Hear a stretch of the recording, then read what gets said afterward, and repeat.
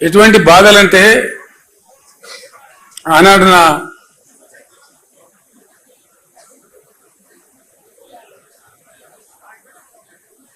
అడ్వైజర్గా సహచరునిగా రాజీ లేని పోరాటం చేసినటువంటి మాన్యులు స్వర్గీయ జయశంకర్ గారు నాతో పాటు ఉండేది. అనుక్షణం ప్రతిక్షణం ఉండేది నాతో పాటు, అన్ని సందర్భాలలో ఉండేది. ఆయన ఎంత గొప్పవాడంటే చాలా మంది జీవితంలో చాలా పనులు చేస్తారు, ఏదో ఒక స్టేజ్లో రాజీ పడిపోతారు. ఎందుకు పడతారో తెలియదు. కఠోరమైన సిద్ధాంతాలు నమ్మినటువంటి కొంతమంది పెద్దలు కూడా ఒక సందర్భం వచ్చేటప్పటికీ ఆ సిద్ధాంతాన్ని పక్కకు పెట్టి కూడా కొన్ని పనులు చేస్తారు. ప్రొఫెసర్ జయశంకర్ గారికి ఉన్న ఒక గొప్పతనం ఏంటంటే ఆయన ఆజన్మ తెలంగాణవాది, ఆజన్మ అన్కాంప్రమైజ్డ్ తెలంగాణ ఫైటర్, అన్డౌటెడ్లీ. ఎందుకంటే ఒక 14-15 ఏళ్ళు సుదీర్ఘంగా ఆయనతో పాటు నేను కలిసి పనిచేసిన కాబట్టి అనేక సందర్భాలలో ప్రయాణంలో కావచ్చు, ప్రస్థానంలో కావచ్చు, చర్చలలో కావచ్చు, ఎంత గొప్పవాడు ఆయన అంటే ఈ టైంలో నేను ఆయన స్మరించుకోకుండా ఉండలేను. అట్లాంటి మనుషులు అరుదుగా ఉంటారు ప్రపంచంలో. ఎక్కడి నుంచి ప్రారంభమైంది సార్ మీ ప్రస్థానం అంటే హైదరాబాద్ స్టేట్గా ఉన్నప్పుడు, అక్కడ ఆంధ్ర రాష్ట్రం ఉన్నప్పుడు నిజాం రాజు పెట్టినటువంటి పాఠశాలలు ఉండేవి మన దగ్గర. మల్టీపర్పస్ హై స్కూల్స్ కావచ్చు, మరొకటి కావచ్చు. మర్కజీ స్కూల్ అని ఒకటి ఉండేది వరంగల్ టౌన్లో. ఆ మర్కజీ స్కూల్లో ఆయన విద్యార్థిగా ఉండే టైంలో ఆంధ్ర ప్రాంతం నుంచి ఉన్నటువంటి ఆనాటి అయ్యదేవర కాళేశ్వరరావు వగైరా వగైరా వ్యక్తులు వచ్చి తెలంగాణ ప్రజలను మానసికంగా సిద్ధం చేయడానికి కొన్ని ప్రయత్నాలు చేసేవాళ్ళు. దానిలో భాగంగా ఆయన వచ్చి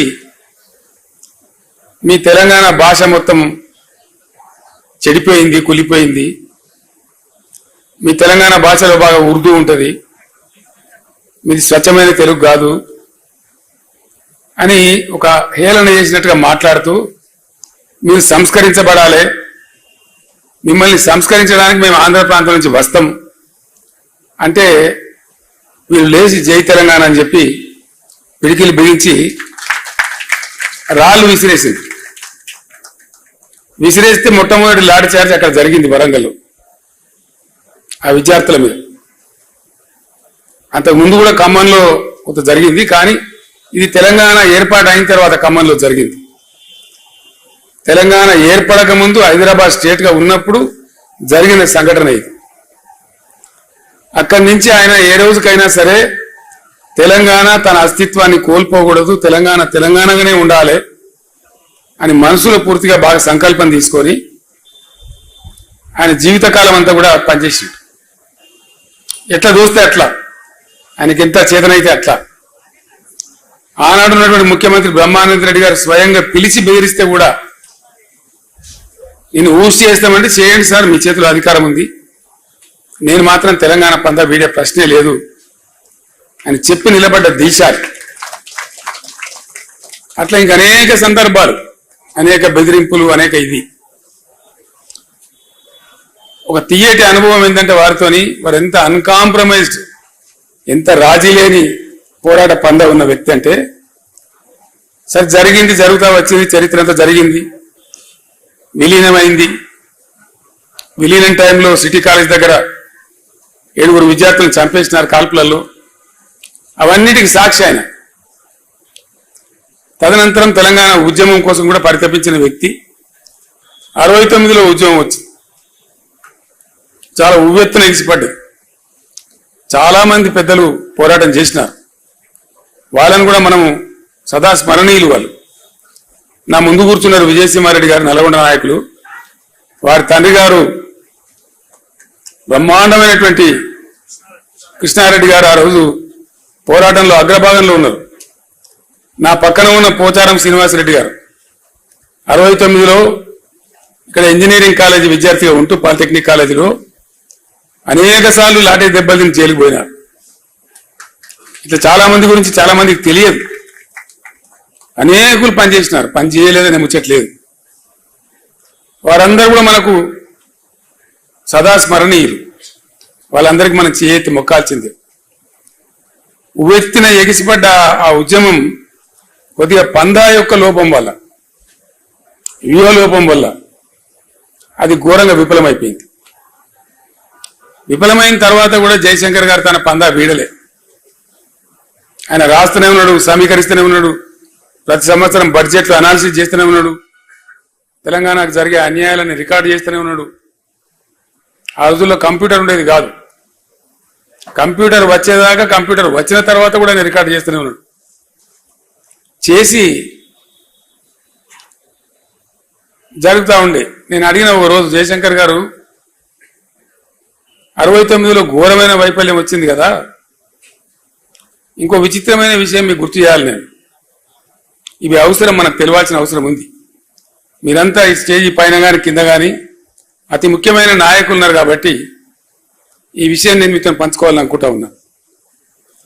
69 ఉద్యమంలో ప్రధానమైనటువంటి అంశం ముల్కీ రూల్స్, చాలా ప్రధానమైన అంశం.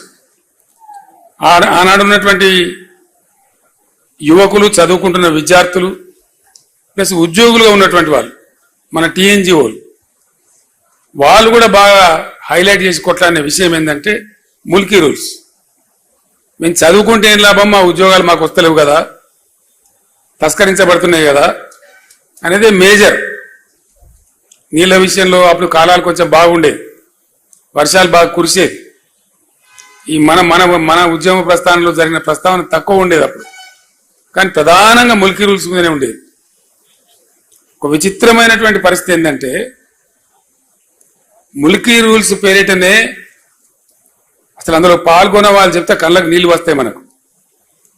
రాజ్భవన్ గేట్ ఎదురుగా ఒక సంఘటన, వాళ్ళు బుల్లెట్లు కొడతా ఉంటే వీళ్ళు రాళ్ళు కొడతా ఉన్నారు, చచ్చిపోతున్నారు. ఇంద్రవల్లిలో గిరిజనులు ఏ విధంగా కొట్లాడినరో, పోలీసు తూటా వస్తా ఉంటే మరో 10 మంది ఉరుకుతా ఉన్నారు. తూటాకు ఎదురుగా తూటా వస్తుంది, నేను చస్తా అని తెలిసి కూడా. అంత ఆవేశపూరితంగా ఉద్యమం జరిగింది. చచ్చిపోయినారు, 8-9 మంది చచ్చిపోయినారు ఆ రైలు పట్టాల మీద పడి, రాజ్భవన్ ఎదురుగానే. అంత బాగా జరిగింది.